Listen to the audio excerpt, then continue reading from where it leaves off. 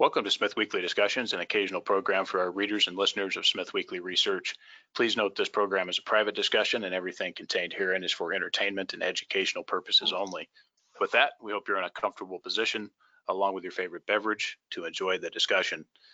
We remind our audience to examine the show notes attached to each of our shows to better understand how our program functions. Before we get into our discussion, we want to say thanks for questions coming from our audience at SmithWeekly, including Sandro C., Andrew W., Jim S., and Todd A. Wayne Heili is back on the show today. Wayne is Managing Director and CEO of Peninsula Energy, a U.S.-focused uranium project developer and producer advancing and optimizing the Lance ISR project in Wyoming. The company is listed on the Australian Securities Exchange under the symbol PEN and also on the U.S. OTC markets under the symbol PENMF. Wayne, thanks for coming back. How are you, sir? It's my pleasure, Andrew. It's good to be joining you today. Well, Wayne, how about the uranium market here? What are your thoughts? Well, as we speak, we've seen some softening in the spot market recent days. I think that's on the heels of Cameco announcing that they're done with their buying program for this year. They've been buying a lot of material in the market to offset the production losses at Cigar Lake. With Cameco exiting the market, they were probably the driving force in the market for quite a while, and the softening would be expected. But also, it's really important to note that the price that what we were seeing was largely the price at Cameco's Port Hope facility, where the majority of the volume of the spot market was taking place to, again, driven by Cameco's buying. And there was a big price differential between the price at Cameco and the price at the other free market Western conversion facilities. So that price gap has subsided. It was up to almost $4 a pound, and now it's really back to more historic levels, a quarter, 50 cents. So the price gap is dissipated, and it was probably largely accounting for the higher prices that we saw in the spot market. That said, fundamentally, the market is in great shape. Supply and demand, have not been matched. They have not been matched for a long time, and this year particularly. Look, nuclear energy is absolutely the right type of power production in a pandemic environment. It's really well suited. You have a small cadre of people working in a power plant. You don't have a lot of materials coming and going from the facility, and nuclear power has survived the pandemic quite well.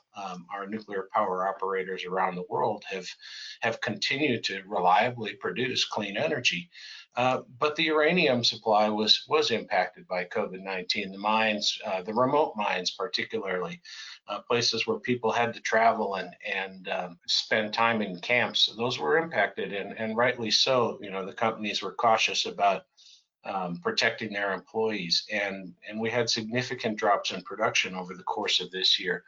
Most people are thinking there was about a 60 million pound differential between demand this year and what production will be. So the markets consumed some excess inventory. Inventory is what bridges the gap between the supply and demand when these types of events happen, but that's good. And Wayne, the audience at this point, certainly there's a lot of seasoned uranium folks that are listening.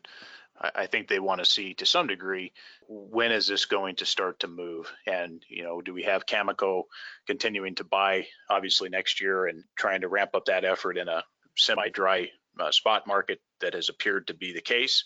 That the price ran up probably too much for their liking during 2020. What's your thoughts on timing, and when do you see the utilities finally saying enough of the inventory, we have to start restocking? Maybe give us a year that you think would be an inflection point. Yeah, if you take a real deep look back, you'll realize that inventories have been bridging the gap for a very long time, probably since 1990. There's been a difference between production and demand. Demand continues to grow. 1.5–2% annually, and it's expected that, in the next decade or so, we'll see demand growth as much as 20 million pounds a year.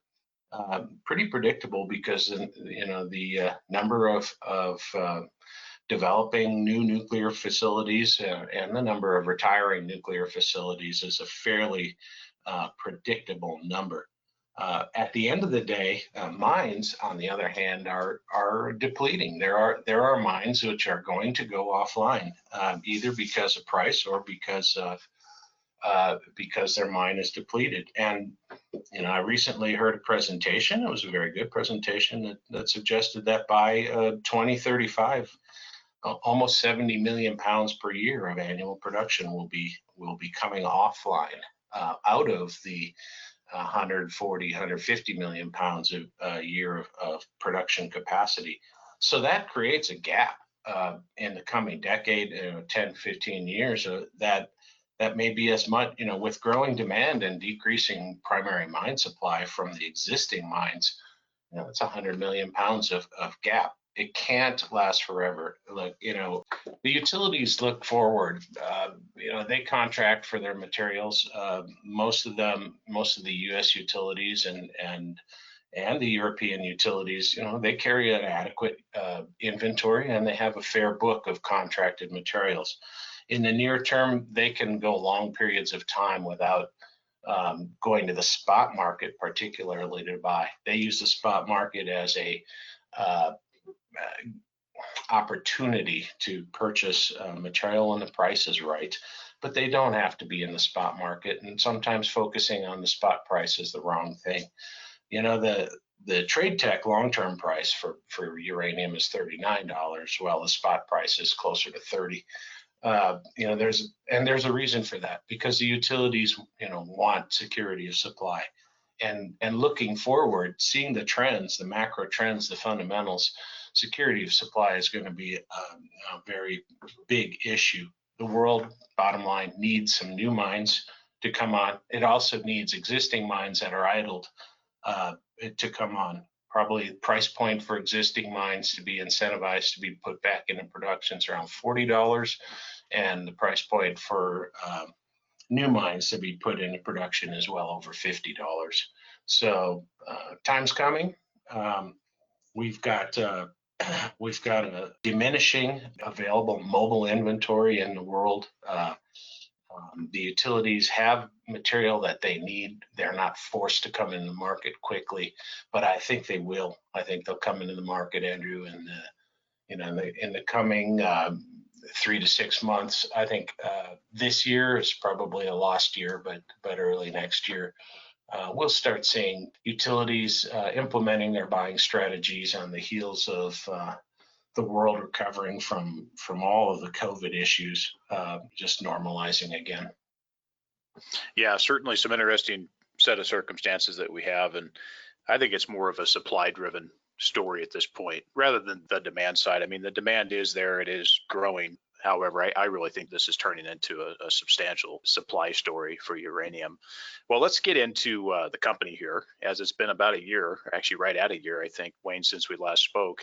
So since you guys have raised about 50 million Australian through 2 different placements, December 2019 and June 2020, substantial issuance of shares and dilution. You used about half of the funds to pay back company debt, and you're debt-free now. Congratulations on that. The share price remains at an all-time low. What are your thoughts, and how much runway do you have with the remaining capital here? Well, my thoughts are that fundamentally the company needed to emerge debt-free.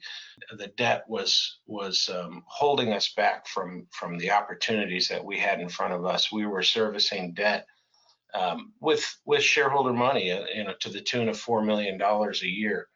We no longer have that overhead, that burden on the company, because we opted to retire the debt through a substantial equity raise in June of this year. So today, Peninsula sits at the end of the September, the quarter ending September. We have over $9 million, $9.4 million available cash in the bank. provides us an excellent runway. We're debt free. We've limited our corporate burn, and we're projecting, along with the revenues that we get from our contract book, which sets us apart from our peers. In 2021, it'll be $6 to $8 million. We're projecting that our runway is well into 2022 if we just follow course with what we're currently doing. So and what we're currently doing is continuing our transformation initiative with Lance, changing it from an alkaline in situ recovery operation to a low pH ISR operation. Motivation for that is really to position us as a global industry leading production cost structured company. Anyhow, we have important activities at the site that we're funding, but all in all, we've really pulled back our spending. Debt service is no longer an issue. We're term debt free, and we have a very long runway. So I think we're in the best position we've been in a long time. I acknowledge that it did take some pain from existing shareholders, and that the equity raise was a difficult process. But you look at Peninsula today and you say, wow, they've got everything in place. The share price should be doing much better than it is. And I think we're just in a period of time now where shares that were issued are finding stable hands, and that's an important part of the post-equity raise phase of the company. So I see good things moving forward. We're well positioned. We have the cash on hand to go very deep, and we have revenues that others just simply don't. Yeah, and Wayne, on that topic, as you guys get into 2021 here, you'll have income from some of the sales agreements. With that capital, the savings from getting rid of the debt, do you see in 2022 also you'll have more sales? Do you think that you guys could not have to issue shares all the way through, possibly through 2022? Well, it's really going to depend, Andrew, on the markets. We will need some capital as we ramp up the project, and we intend to be a producer, excuse the colloquialism, more sooner than later. We have contracts that go through the year 2030, and we need to service those contracts with production. So, sitting and just simply buying in the market and providing uranium to the contract is a good strategy for a period of time. Now, next year we're going to do that. We've contracted to purchase over 400,000 pounds of uranium, and that's going to go into our contract sales and net us $6 to $8 million for next year. 2022, we could do that again, depending on the uranium price. But ultimately, we're going to be a company that's on the move, getting ready for production, and that is going to take a little more money. It could come in the form of debt. We don't have any commitments on how we'll raise it, but it's actually a relatively small amount of money, and we can talk about that in detail. Some of the shareholders have been disappointed with the dilution. Some folks have said that it looks like, Wayne has raised more money and has gone back to sleep, no updates, poor form. Thoughts on this, and how are you managing the company progress in these? The fact is, it's still stagnant market conditions. What's your thoughts there? Well, exactly. When the uranium market does take off, we're one of the best positioned companies now. We're not sleeping. We're truly working hard. We've initiated a field demonstration. We've commenced the Mine Unit 1A low pH field demonstration, and that's operationally to verify our optimized process chemistries, ion exchange resin technologies, and solids handling methodology, so that when we go back into production, and we will, we're going to go back into production stronger and better than ever. So, the field demonstration today is not generating news flow.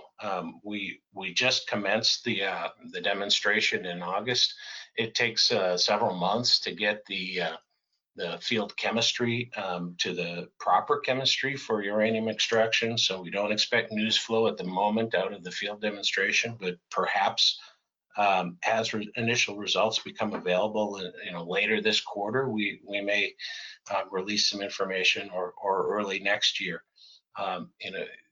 The operation is going exactly as planned to date, and the operation of the field demonstration, and the company is far from resting. We're taking the opportunities that are in front of us and moving forward with them rapidly. Yeah, and I think it would be good, as much as possible for you guys to demonstrate that progress in an anticipation that the share price can get up before, obviously, the next capital raise that happens. What are your thoughts on your confidence level of getting everything optimized, and when the time comes, spending the capex and really seeing this project get up to nameplate capacity? Wayne, what's your thoughts on your confidence level there? Well, we did a feasibility study in the fall of 2018. That's now 2 years old, and the feasibility study was, about the potential of low pH at the Lance projects. Since then, we've worked almost continuously in the laboratory to continue to demonstrate some of our assumptions. Our assumptions have been validated, and the low pH chemistry has really proven to be effective in both enhancing the recovery rates and giving us very good recovery economics, our uranium costs, production costs in the laboratory scale. Then we did a field leach trial in 2019, and that field leach trial was an effective demonstration that indeed low pH chemistry could outperform the alkaline chemistry in which the mine was originally built. So, the demonstration, the field trial that we did was in an area that had previously been mined effectively to exhaustion using the alkaline chemistry. And when we applied the low pH chemistry, we had a lot more uranium recovery, as expected, because the alkaline was able to bring out about 50% of the uranium, and the low pH chemistry really brings out considerably more. We're looking at 80 to 90% recovery in the field there. The new demonstration, which we're running today, is in a fresh mining area, never been impacted by the alkaline chemistry, and it's a really important demonstration to verify that our chemistry is good. But I think my confidence on everything that we've done, both in the laboratory and the field, is very high. We're using good, rigorous procedures and drawing the proper conclusions. This company has come to the right answer for how to mine uranium using in situ recovery at the Lance projects, and it's going to be successful moving forward. The capital investment that we need to move forward with ramping up production initially is only $6 million. So I don't think that shareholders should be, fearful of a large capital raises coming down the pipe. I don't think anybody could put their project into operations for $6 million or less, other than Peninsula. We have existing well fields that we can do exactly what we did in the 2019 field leach trials, and that is to go back in and recover uranium from existing well fields without expending the development costs of building new well fields. And we can have our project up and running in the low pH capacity for a very small capital investment of about $6 million.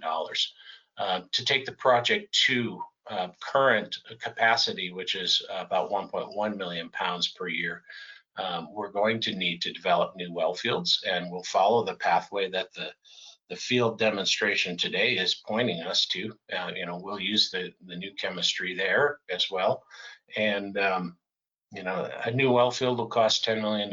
We need to invest in new well fields for the future to ramp our project up to full capacity. But we're going to be doing that in good market conditions. So every mining company has these sustaining capital needs. ramping up new well fields. Everybody's going to be spending this money. We'll be no different, and we'll be doing it, when the market tells us that the time is right. And when you guys get started, that initial production, and we have, you guys are filling some of those agreements, do you see that initial production level selling into the agreements will be sufficient to take care of company cash needs and also potentially partially finance those new well fields? Do you see that is of an economic profile that's going to work? I think that we can commence operations and get some good demonstrations and experience under our belt and rebuild the confidence of the shareholders that the low pH indeed is going to work, and then make the decision towards new well fields. But operating costs, cash flows against our contracts, the margins are not going to be long term what we'd want. If we're producing at a 500,000 pound per year rate, we're going to be closer to break even than generating large margins on our current contracts. Now, that's not to say that we couldn't write some new contracts in a more robust uranium market that generate better revenues for us. As you guys get going, talk about just briefly, you guys had bought a little bit of uranium in the market this year and also plan to do next year. With your guys, with where the spot price is, where you can get that uranium material, talk about just the trade-off between where you guys could be on production, total cost standpoint on production versus, going into the market and buying uranium at, call it 30 a pound, and then turning around and selling it, at your guys' agreed price, which I think is it's roughly the $50 area. When will that start to just say, forget about the spot market, let's just focus on getting that 500,000 pounds per year production? Right. Well, our feasibility study in 2018 projected an all-in sustaining cost of about $40 a pound when we're producing at 1 million pound per year rate. And that feasibility study really is still valid. All the work that we've done subsequent to the feasibility study has validated those assumptions, and really it's a robust and high quality feasibility study. The assumptions we made back then were proven to be very good assumptions. So with the market in the low 30s today, we could still acquire product in the market at a price that's $10 a pound more than or less than our all-in sustaining costs for production. So that strategy is going to hold for a while. It's a good strategy, but look, we're all in this because we believe that uranium prices fundamentally need to improve. There's 100 million pounds gap looming between the supply and demand, in the future, and the incentivization to put uranium mines, whether it be ours or any new mines, back into production or into production for the first time. Everybody needs $40, $50, and when the price gets there, it's really easy for us to take our very modern uranium mining facilities in Wyoming and ramp them up. Wayne, take us back for just a moment. Capital raises. Talk about the new shareholders that came in as part of that, and can you tell us where you guys are as far as major shareholders you want to highlight, Wayne, and then also at this point, where does management stand as far as total ownership? Well, I think that again, our shareholder base is largely Australian. We have about 30% of our shares held institutionally, and then we have a very broad retail distribution. So, but at the top of the list, we have two companies that we're real pleased to have supporting us, Paradise Investments out of Sydney, and recently a new major shareholder has come onto the books, Nero Resource Fund. Nero is a Perth-based resource investor. They have a little over 5% of our shareholdings now, where Paradise sits around 10%. Those are our top two shareholders. And then the list really moves towards more focus on retail investment. Again, 30% of our shares are out in what is classified as institutions. And really, I think at this point, at the end of September, a lot of the movement post the June 30th equity raise is settled down. We're finding our shares in happy hands, long-term investors, people who believe in uranium, who understand the Peninsula story and what a quality story it is today.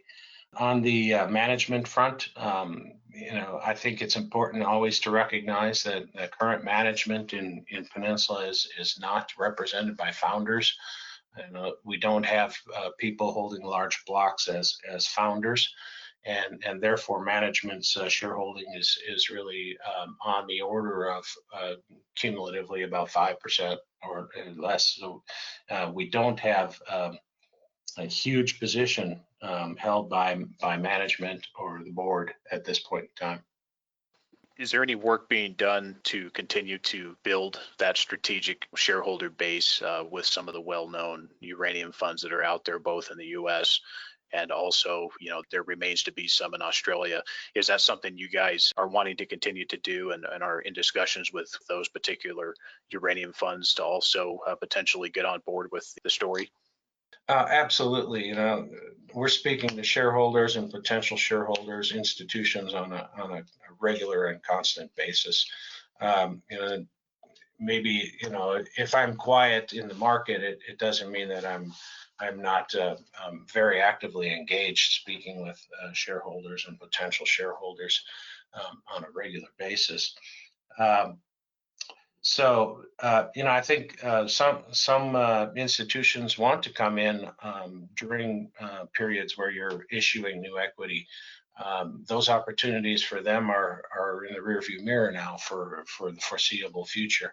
The opportunity for larger shareholders to build positions is now in the market. And I think that's important for people to understand. We're not raising capital now, and we've done that. We met our needs. We've retired our debt.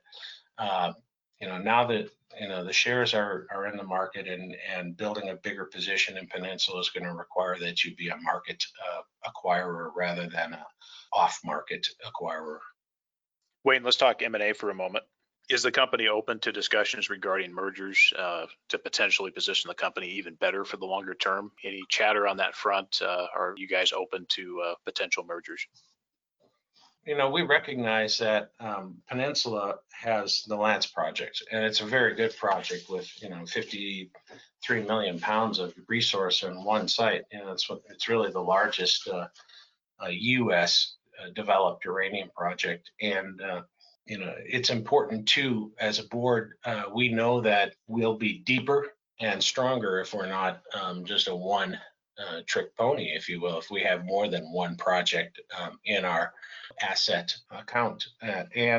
So we're always on the hunt. We're looking for opportunities that make sense for Peninsula shareholders, for the shareholders of the other assets or the owners of the other assets. So probably never is the answer if you're wondering, when is Peninsula out of the M&A market? The answer is probably never.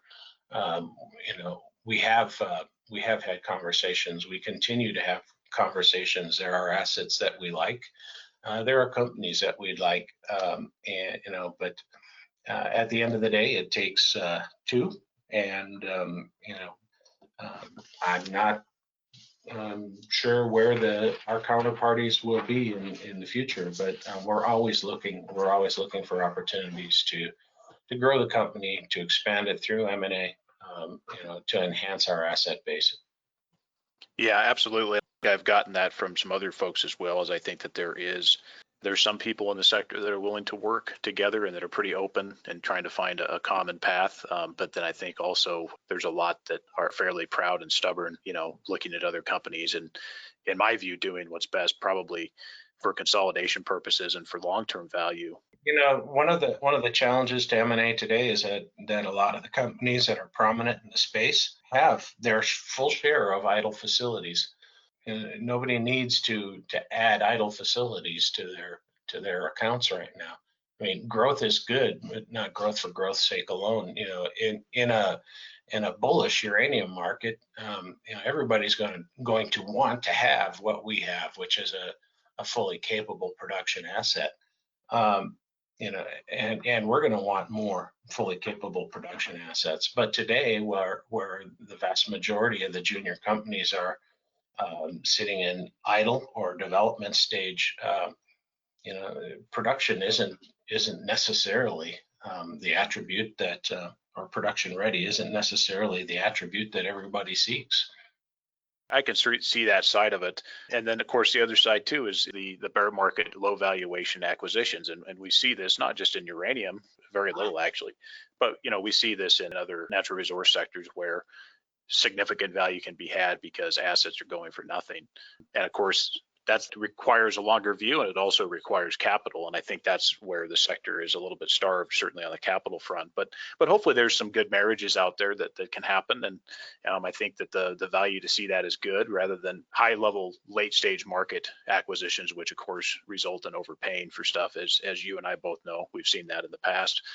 Well, let's talk a little bit about personnel for a moment. Wayne, you had, I think it was July, you brought on Ron Chamberlain as your CFO. Your thoughts on Ron and what he brings to the table at this stage? Well, first of all, I'd like to thank Dave Coyne, who was our CFO prior to. Dave has moved on to working with another company and what he saw as greener pastures, but Dave did a stellar job for the company, and Dave has remained on the company as a non-executive director. So we're real pleased to have the ongoing contributions and support of our former CFO. Ron Chamberlain steps right in and fills the seat quite capably. Ron was previously CFO at a uranium peer, Vimy, in Australia, and prior to that, he was with one of the significant names in the uranium space in their formative days, Paladin. Ron was CFO at Paladin while Paladin was growing to become, the developer of Langer Heinrich and Kailikera projects. He had a full plate, and he has over a decade of experience in uranium mining companies. He has project experience in the United States. The last company he was with was a company here in North America. So Ron just steps in and capably knows the space, knows his job quite well, and we're real pleased to have Ron join our team and really fill Dave's shoes quite capably right out the gate. And you've also got a key person there as well, Harrison Barker. Talk about the importance of having Hink on board, and are you fully confident in his ability to fill 100% of the company's productive capacity with supply agreements as this market ramps up? Well, Harrison is a non-executive director on the company.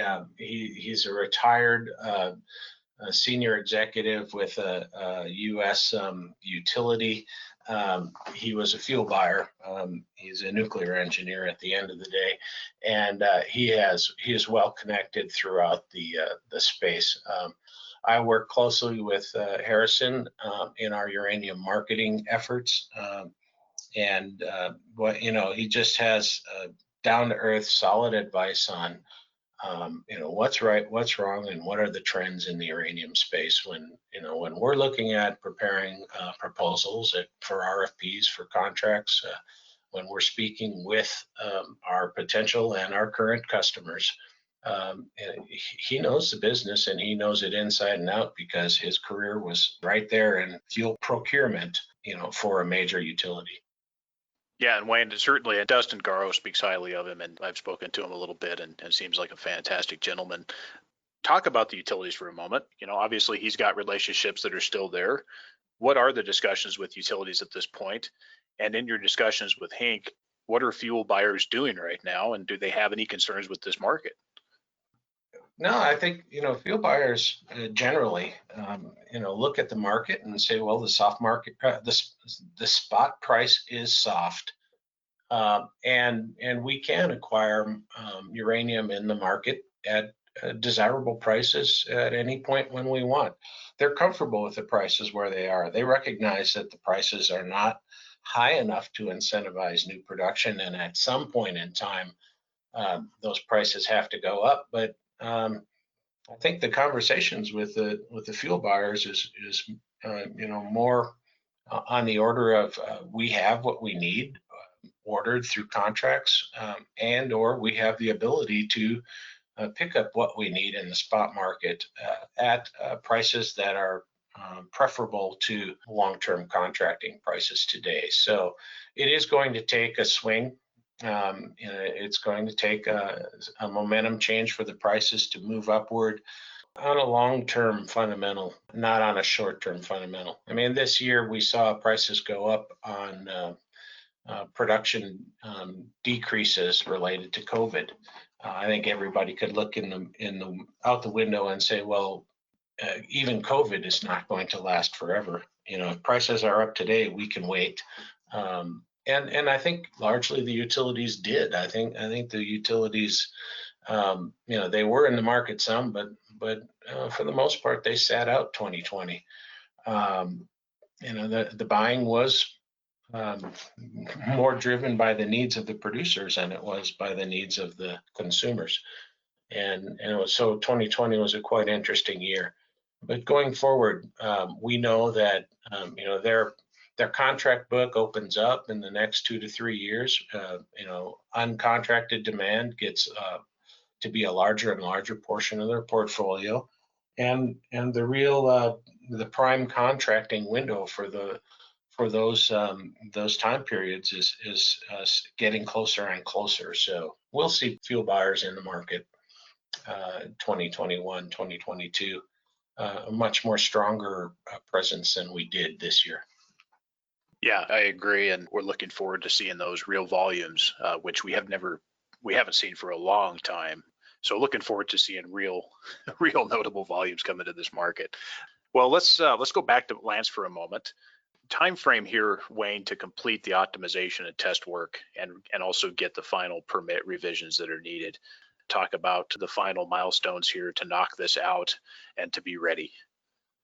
Well, we're making good use of our time at Lance by doing this field demonstration. It's going to give us a upper hand when we move back to commercial production.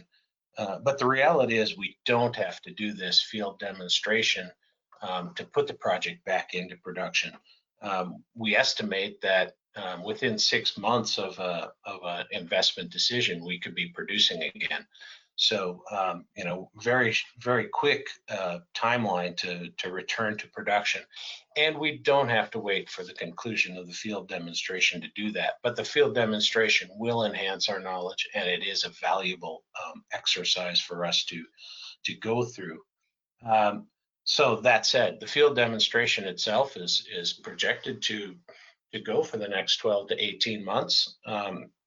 And we'll continue to collect valuable data over that period. The prime productive points of any new field, whether it be a demonstration area or a commercial area, are really in probably the 3 to 6 or 8 month period. So we'll have great data, within the course of the first year, and certainly good enough data that we could. If we deem necessary, update a feasibility study and maybe do financing on the heels of an updated feasibility study. So for us, really the door's wide open. If the market was cooperating today, we'd be back in production in 6 months. We will do the important work of optimization and continuing to understand the chemistry that we're pursuing at the Lance project, the first and only U.S. project fully regulated or licensed to use low pH. And I think the other aspect of the question that you had was, when will you complete the regulatory work? I want to be clear. We have full regulatory authorization to use the low pH methodology. We intend to start using the low pH methodology in our existing fields when we get started, and there's nothing that we need to do on a regulatory front to change or to be permitted to work in our existing fields or in new fields. But we've identified through our research, and we're working to validate that information with our field demonstration, that some optimizations to our chemistry are desirable, and those optimizations sometimes require permit amendments. We did submit a permit amendment in the last quarter to the agencies asking for approval to utilize oxidants along with the low pH chemistry at the facility. Now, use of oxidants in situ recovery is nothing new. You use them with alkaline chemistry, but when we initially had the low pH chemistry approved, we didn't recognize the value of the oxidants in our application, and we didn't include it. Today we do. We think that application will move through the regulatory agency fairly efficiently, and will receive the approvals to utilize oxidants well within the time frame that we need it for any future mining activities. It sounds like, you guys will need to, handle the capital there to get through sufficiently here to a better price point to, to get that initial production going. And it sounds like once you guys make that decision, in part based on market price, that you guys can be up and rolling in 6 months. So fairly quick turnaround on that. We'll talk a little bit about resource expansion, if there's any plans on that front. Is that being considered now within the Ross permit area, Wayne, or will that only be done once market conditions improve and better cash flows arrive? No, resource expansion really requires a commitment of capital towards drilling. Really, in a project like Lance or at the Ross area, there's huge potential for expansion of the resources within the Lance projects area. And but we're committing our capital to the low pH optimization work right now. The Lance project has 53 million pounds, 54 million pounds of pure compliant resource. We don't have an urgent need to expand our resources, and it's really not front and center in the company's strategy to expend precious capital today to expand an already large resource. Yeah, I agree. I think it makes sense to start looking at that later once cash flows are rolling in and the market conditions are much better. When you guys start to look at that in the future, do you see that the grades will be pretty much equal to what you guys are catching out there already? It seems likely. The trends that we have mapped over the project area all have been relatively consistent in grade. Throughout the history of the project, the project grades, and whether it there be in the Ross area, which is the initial permitted area, or the Kendrick or the Barber areas, which are expansion areas in the Lance project, they all seem to be relatively consistent grades. We have a really nice mineral area to the south of the project in the Barber area. It's been drilled to a reasonable extent and shows consistency with what we have over at Ross. Well, Wayne, why now should potential investors be considering Peninsula Energy at this stage and current price levels? What would you say to potential investors who are listening? Well, I think that folks who are looking for an opportunity to invest into the uranium space should be looking for companies that have the ability to generate cash flow now. We have that. We have contracts. They extend out to the year 2030. We have a good plan to fulfill them. We can utilize those contracts in the periods of poor market pricing by purchasing pounds out of the market and supplying to the contracts and generating premium that way. We can utilize our contracts in the periods of good market pricing, to stimulate our production and utilize our production to grow profitably. Peninsula has a lot of upside potential, and after several years of hard effort, we have now really positioned the company at a point that few others can say. We have maybe 6 months, $6 million investment to be back in production very quick. A lot of people claim first mover rights, but I think that we should be in the conversation with the ability to be back in production in 6 months. We have the cash on hand now and the revenues to carry us a long ways into the future. Fundamentally solid, tradable shares, good liquidity, and probably one of the best positioned uranium companies out there right now. And Wayne, the best way for investors to reach out to you and to the company? Well, certainly we have an easy email to remember. It's info@pel.net.au. I get those emails. I respond regularly and consistently. Happy to have that. Go to our website. We'll be releasing a fresh look up website in the coming days, probably before the end of the month of October, maybe even concurrent with the release of this interview. And, come and look at our website. It has all the contact information you need. That's www.pel.net.au. We'll be happy to respond to any inquiries that come to us via the website or email. Okay, Wayne, and you're just a few hours from the project itself. Are you taking visitors at your house? I am in Casper, Wyoming, U.S. Mountain Time. So even though we're an Australian listed company, you have the opportunity to talk to myself in North America or Ron Chamberlain in Perth, Australia. So depending on where you're located, we have somebody on the job almost 24/7. And yes, I'm very amenable to conversations with people around the world at pretty much any time of day, because travel restrictions and just the minimization of travel. Like I said, I've been zooming around the world and happy to talk to anybody at pretty much any hour. Excellent. Well, Wyoming's a nice place to be and really a fantastic state with not a lot of folks running around. So that's an extra bonus. Well, Wayne, it's been good to chat. Thanks for the update and keep up the effort. And we're looking forward to seeing value come soon. Thank you very much, Andrew. It's been a pleasure.